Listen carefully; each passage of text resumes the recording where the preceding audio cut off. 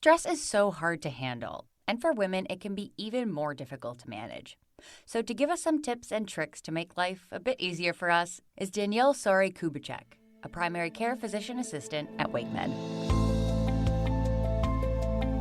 This is WakeMed Voices, a podcast brought to you by WakeMed Health and Hospitals in Raleigh, North Carolina. I'm your host, Caitlin White. So, Danielle, we'll start here with a pretty broad question. Just what is stress? So stress is really the way how your body reacts to certain situations, like sudden danger or a long-lasting challenge that's bothering you. During these kind of stressful events, your body often releases chemicals, which some people may know as adrenaline or cortisol. Adrenaline is that thing that gives you a burst of energy in response to stress, the kind of thing where, say, a car pulls out in front of you and then you have to slam on the brakes. You get that drone of adrenaline that helps you do that. And so stress really comes from those chemicals. So you kind of just touched on it with that car example, but what causes stress? There are a lot of different kinds of stress. There's things of short-term stress, like the car pulling out in front of you or being stuck in traffic, that feeling of being frustrated. It may be an argument with your spouse or a dispute at work. It could be your upset child crying and demanding a lot of things at once. And then things like that are short-term can then compound to long-term stress. So say like financial worries that you're not making enough money to make ends meet, or you have a traumatic event in your life and that leaves you with some lasting trauma, or even something as like a discrimination that you can experience at work, which tends to happen to a lot of women, that lasts with you and can lead to a long-term source of stress. Now, what are some symptoms of stress in women specifically? Yeah, so women tend to have more physical symptoms than men do, which is why this is so important to talk about. Women tend to have physical symptoms like back pain or stomach pain. They can have more kind of chronic headaches, so daily tension headache or migraines. And some women even end up with skin conditions like acne or stress hives. And then there's also those mental symptoms you feel, that either forgetfulness, the feeling distracted, lack of energy, changes in your appetite, and then all those things can lead to trouble sleeping because you're worried about your day. And unfortunately, sometimes people do cope with turning to alcohol to turn their brain off, so it can lead to substance misuse. Now, it's no surprise that stress does affect our health, and you just listed off some other issues, but are there any more like chronic ways that stress affects us?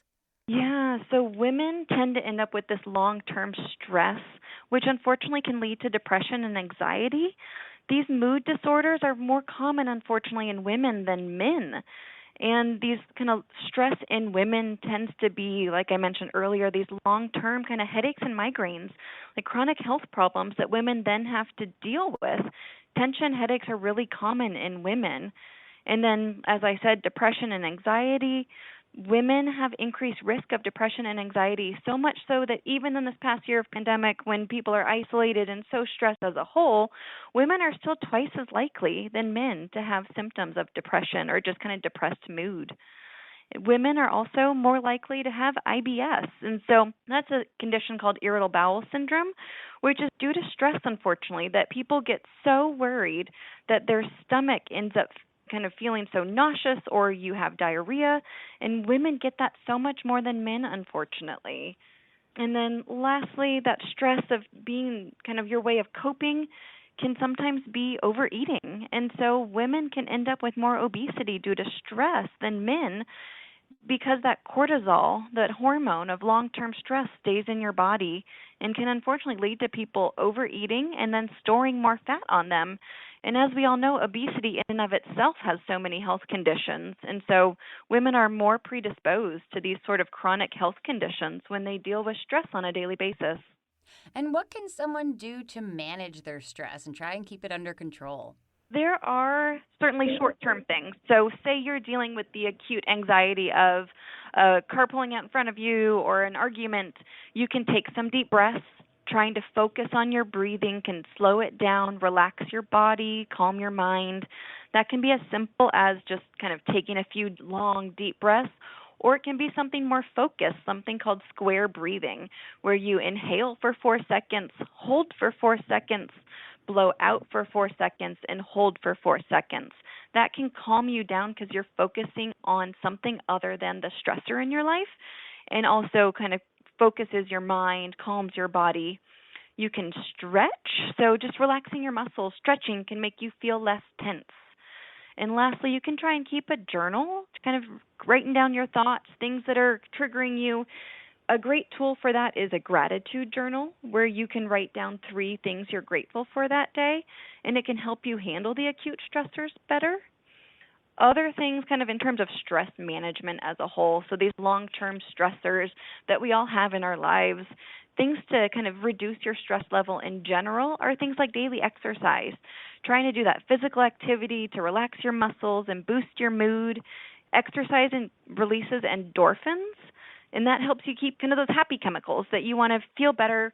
Exercise can also increase self-esteem, so it's a good all-around, takes care of your mind and your body. It's important to find time for yourself throughout the day, so that can be exercise. That could be talking to a friend, reading a book, listening to music, something that you enjoy on a daily basis to take your mind off everything else in your life. It's important also to get enough sleep. A lot of adults are really sleep deprived. We need around 7 to 9 hours of sleep at night to feel rested. Women tend to not get that. A lot of women have children. You're up in the night with kids. It's important to really try and aim for those 7 to 9 hours a night. Something important for everyone is eating a healthy, well-balanced diet with plenty of fruits and vegetables, really trying to avoid processed foods. It's important to talk about things. So whether that's with a family member or a therapist or just kind of writing down your thoughts, getting your feelings out. So when you are stressed about something, trying to tackle that in some way. Also, just regular things of being organized. So having things cluttered, having kind of your mind spread too thin on many things is a source of stress for a lot of people. So being more organized, making to-do lists, figuring out what you need to tackle first in the day can help kind of shift your energy. And then same as that is asking for help. Women carry so much of the invisible mental load, making appointments, children's schedules, meal planning, grocery, laundry. Things generally still aren't equal as they should be, and so women are dealing with that. It's important to ask for help. Ask a partner, ask a friend to help out when you can, just to help divide up some of the tasks during the day and week so that you're not doing it all alone. Other things is if this still isn't helping, certainly important to talk to a professional, talking to your PA, your physician, or a therapist to help really figure out if you need something more in your life to deal with stress if it's becoming a true chronic problem for you.